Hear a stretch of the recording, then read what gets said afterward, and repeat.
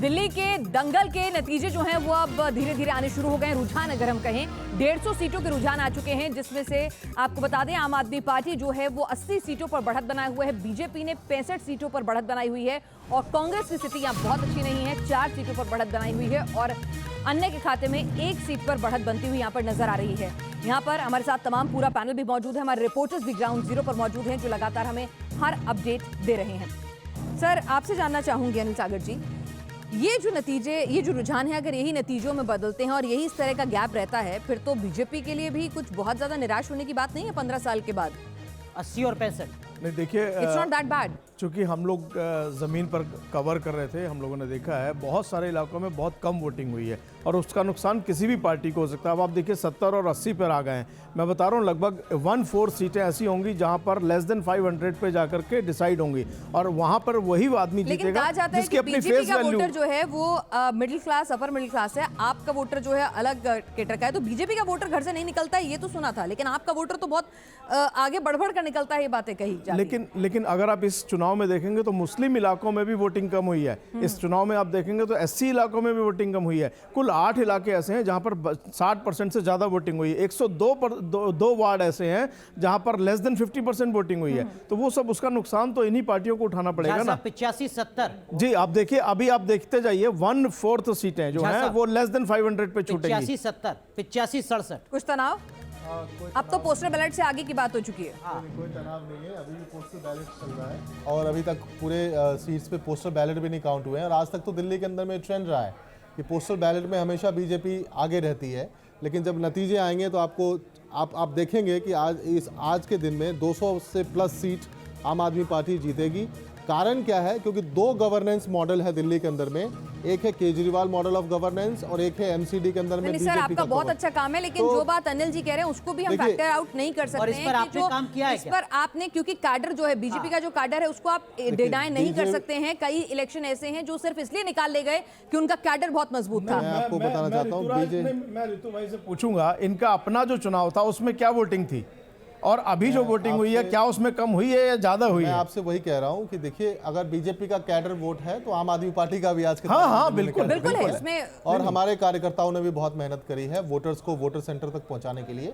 लेकिन मैं फिर से आपसे एक बात कह रहा हूं, केजरीवाल मॉडल ऑफ गवर्नेंस की जो एक्सेप्टेबिलिटी है और जिस तरीके से लोग नाराज हैं, दिल्ली की जनता बहुत एक्साइटेड होकर के वोट किया है। तभी एग्जिट पोल वो कह रहे थे, हम आपसे कह रहे हैं कि जो कम परसेंटेज हुआ है, हम ये कह रहे हैं कि कम परसेंटेज, अगर आपको एक टेंशन है कि जो कम परसेंटेज, कम वोटर टर्नआउट हुआ है, बता रहे हैं 100 से ज्यादा सीटें ऐसी हैं जिसमें 50% से भी कम वोटर टर्नआउट हुआ है, तो क्या वो एक प्रॉब्लम एरिया हो सकता है? क्योंकि कई सीटें हमने देखा है कि बिहार के चुनाव की बात कर लें, हम देखें कि वहां पर कई सीटें ऐसी होती थी जहां पर जीत हार का मार्जिन 1000 से भी कम में रहता था। ये इस बात का प्रमाण है कि वोटर बहुत ज्यादा नाराज है। अच्छा, वोटर मतलब वोट डालने से भी मतलब कि बचना चाहता है, इतना नाराज है। और ये भाजपा का 15 जब साल का ज्यादा यही निकले तो जिताना चाहता है और जब कम निकले तो उससे नाराज है। इनके सिंह इसको ज्यादा बेहतर समझा पाएंगे। यही बात है। और आप देखिएगा हमारा वोटर तो पहुंचा है। हमारी सहयोगी ज्योति तनेजा बच्चन इस वक्त आम आदमी पार्टी के दफ्तर में ही मौजूद हैं। ज्योति, इस वक्त जो रुझान की टैली सामने आ रही है उसमें आम आदमी पार्टी 90 सीटों पर, बीजेपी 70 सीटों पर बढ़त बना रही है। किस तरीके की हलचल आम आदमी पार्टी के दफ्तर में?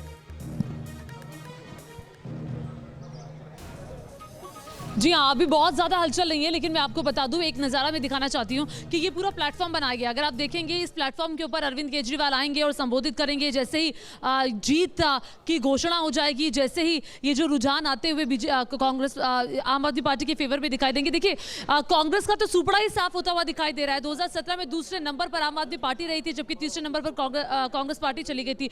उधर बीजेपी की अगर बात की जाए तो कांटे का मुकाबला आम आदमी पार्टी और बीजेपी के बीच में थी, जिसमें आम आदमी पार्टी की जो आंधी है वो चलती हुई आगे दिखाई देगी। यहाँ पर देखिए गुब्बारे लगे हुए हैं और पहले से ही जश्न की तैयारी हो रही है। अभी थोड़ी देर पहले यहाँ पर गाने भी बज रहे थे और ये बाकायदा बड़ी स्क्रीन लगाई गई है और यहाँ पर इंतजार इसी बात का हो रहा है कि जैसे ही जीत की घोषणा होगी, जैसे ही ये बढ़त जो है ये बहुमत तक पहुंचेगी, वैसे ही अरविंद केजरीवाल यहाँ पर आएंगे। और दिल्ली के मनीष सिसोदिया अपने घर से बाहर निकलते हुए तो शुरुआती रुझानों के बाद अब जाहिर सी बात है कि आम आदमी पार्टी के बीच भी चिंतन मंथन का दौर जो है वो शुरू होगा और यहाँ पर 78 और 92, इसमें कोई डिनाइल नहीं है कि एंटी इनकम्बेंसी था, नाराजगी थी और एग्जिट पोल भी ये कह रहे थे, लेकिन जो गैप जो है वो कम हो रहा है वो अपने आप में अनुराग, अगर यही रुझान आगे भी ट्रेंड जो है यही बनता है तो वो अपने आप में काफी कुछ कह रहा है। और इनके सर जो बात सागर जी कह रहे हैं वो बिल्कुल सही बात है। जितना छोटा चुनाव होता है उतना एक एक वोट नतीजे पर बहुत ज्यादा असर डालती है। ऐसे में आखिर तक क्या होगा ये कह पाना जल्दबाजी हो सकती है जब अंतर सिर्फ 14 सीटों का हो।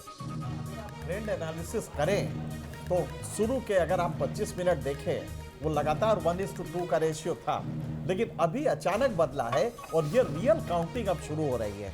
रियल काउंटिंग हो रही तो मुझे लगता है कि ये नैरो होता जाएगा। वो जो 1:2 का रेशियो था वो अब कम हो रहा है और ये हम कह सकते हैं कि जो आने वाले वो होंगे उसमें बीजेपी इतना बुरा परफॉर्म नहीं करेगी जितना कि एग्जिट पोल्स ने दिया था, क्योंकि जो ट्रेंड देखिए 82-96 इस समय आपकी स्क्रीन पे है जी। इसका सीधा मतलब है कि बीजेपी ने अचानक टेक ऑफ किया है और जो रियल काउंटिंग जब शुरू हुई है तो ये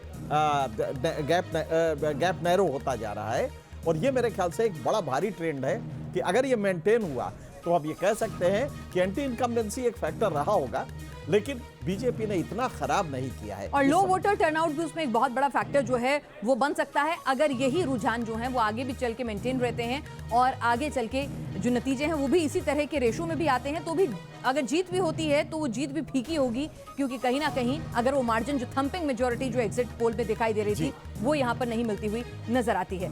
तो ऋतुराज जी, अभी मनीष सिसोदिया जी पहुंच गए हैं केजरीवाल जी के घर पर।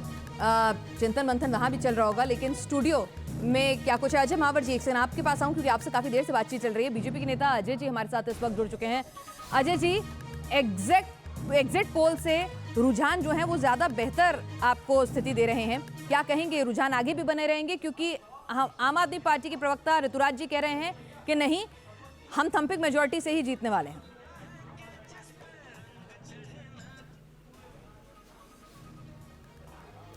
वो जो भी कह रहे हैं वो अपनी पार्टी का पक्ष रख रहे हैं। मुझे लगता है कि हम इसमें और बेहतर करेंगे और एंड ऑफ द डे हम निश्चित रूप से मेयर हमारा होगा और दिल्ली में हम सरकार बनाएंगे। 15 साल की हमारी शासन सत्ता रही है, मैं मानता हूं कि उसमें थोड़ी बहुत एंटी इनकम्बेंसी हो जाती है। बावजूद उसके मुझे पूरा विश्वास है कि अगले घंटे 2 घंटे में पूरी तस्वीर बदल जाएगी। सर, लेकिन पिछले 35 मिनट में जो तस्वीर सामने आई है महावर जी, उसके मुताबिक सिर्फ 25 सीटें पीछे है। आम आदमी पार्टी बहुमत हासिल करने के लिए 100 का आंकड़ा पार कर चुकी है, 101 पर है इस वक्त। सिर्फ 25 सीटों पर और बढ़त बनानी है।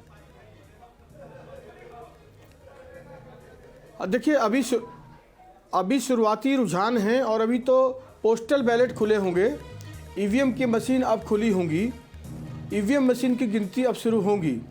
शुरुआती आधे घंटे में पोस्टल बैलेट रहता है, तो मुझे पूरी उम्मीद है कि जब ईवीएम मशीन खुलकर अब काउंटिंग शुरू होगी पहले राउंड से, ऐसा क्या आप तो लोगों ने ग्राउंड पे कर दिया कि 15 साल की इनकम्बेंसी, इस कॉन्फिडेंस के पीछे की वजह क्या है? 15 साल की एंटी इनकम्बेंसी, नाराजगी, तमाम एग्जिट पोल जो हैं आपको बता रहे हैं कि आप सत्ता में नहीं आ रहे हैं, फिर इस कॉन्फिडेंस की वजह क्या है? और अभी रुझान भी यही कह रहे हैं कि आप फिलहाल तो पीछे ही चल रहे हैं।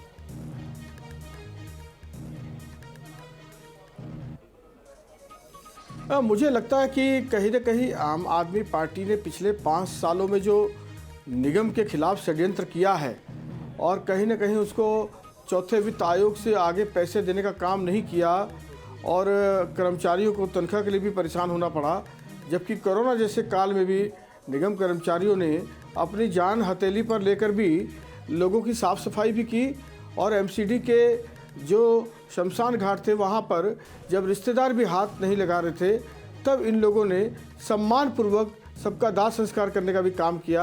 अजय महावर जी, क्या जान की परवाह किए बगैर काम करने वाले निगम के कर्मचारियों के दिल्ली की पैसे तो के लिए भी इन्होंने सरकार है वो लगातार एक के बाद एक सत्ता में आती रही, इस आरोप के साथ कि दिल्ली में मौजूद केंद्र सरकार हमारी फाइलों पर साइन नहीं कर रही है, हमारे प्रोजेक्ट को पास नहीं कर रही है और उसके बाद भी जनता चुनती रही राज्य सरकार को। आप कह रहे हैं एमसीडी में हम इसलिए पिछड़ रहे हैं क्योंकि राज्य सरकार हमारे साथ नहीं थी, ये वाइस वर्सा चल रहा है क्या?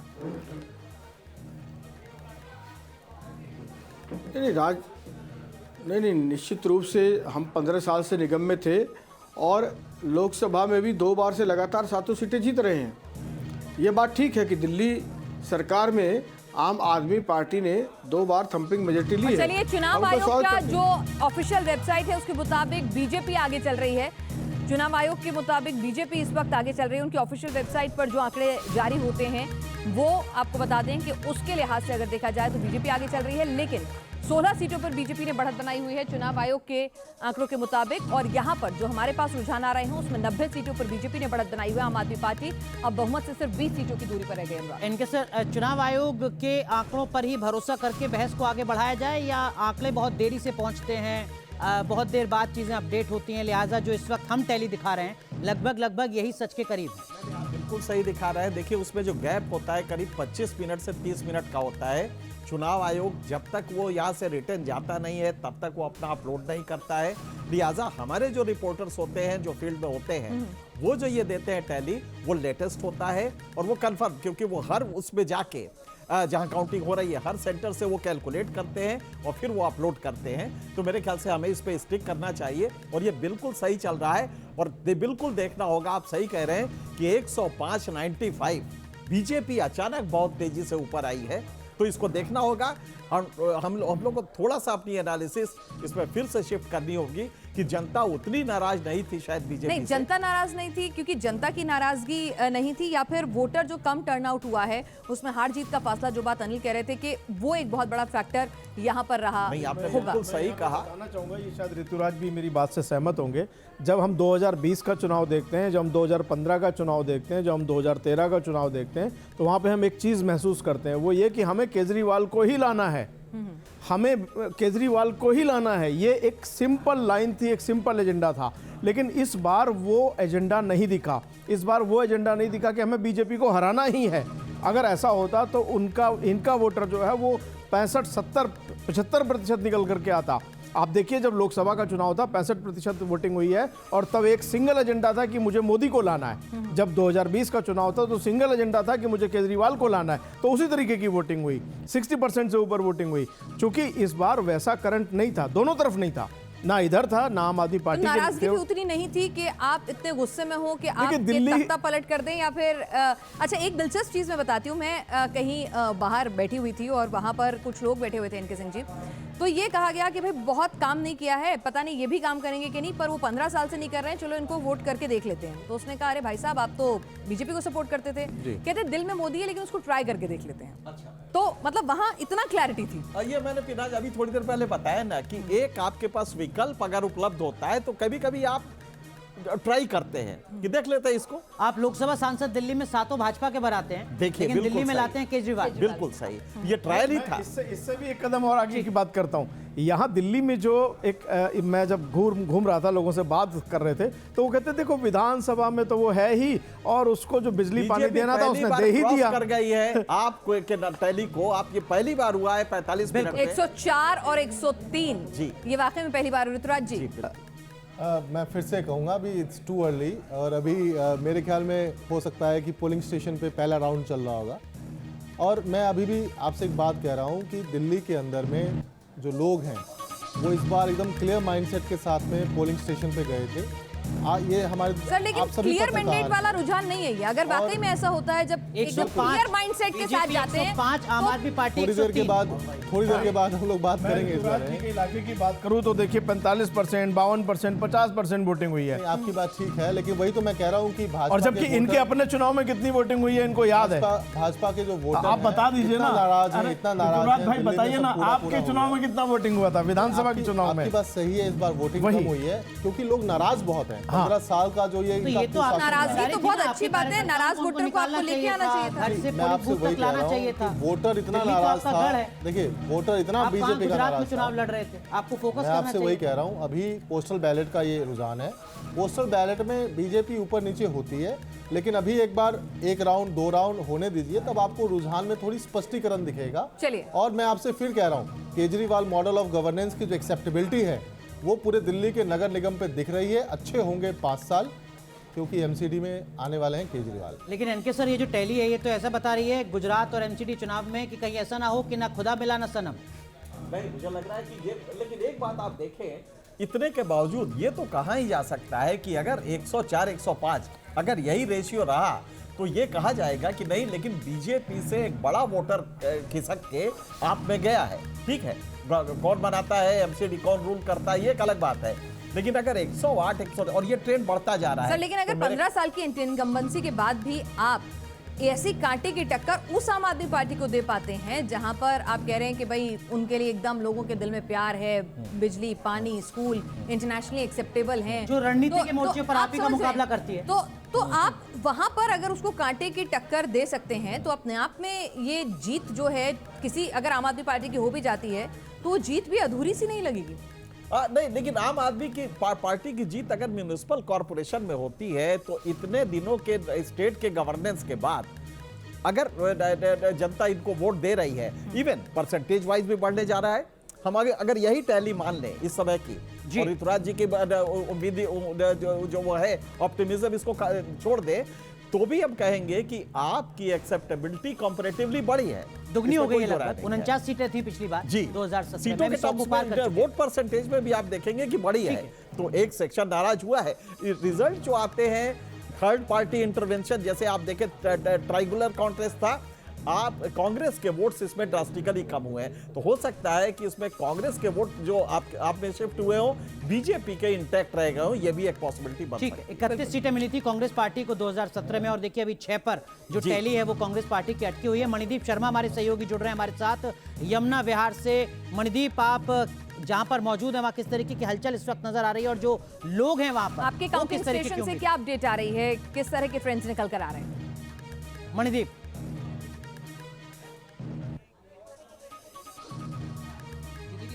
हम लोग नॉर्थ ईस्ट दिल्ली के जिस काउंटिंग सेंटर पर हम लोग मौजूद हैं, हम लोगों ने अब तक 3 काउंटिंग सेंटर्स का दौरा किया है और 3 में 4-4-4 यानी 12 वार्ड की काउंटिंग हो रही है, जिसमें से 8 पर जो है आम आदमी पार्टी आगे चल रही है, 4 पर वहीं बीजेपी आगे चल रही है। माफ़ कीजिएगा, 1 वार्ड पर कांग्रेस भी आगे चल रही है। तो चूंकि सीलमपुर एक वार्ड है जहाँ पर कांग्रेस के पूर्व विधायक रहे हैं मतीन अहमद, उनकी बेटे की जो वाइफ है वो चुनाव लड़ रही है, तो एक सीट पर यहाँ पर कांग्रेस आगे है।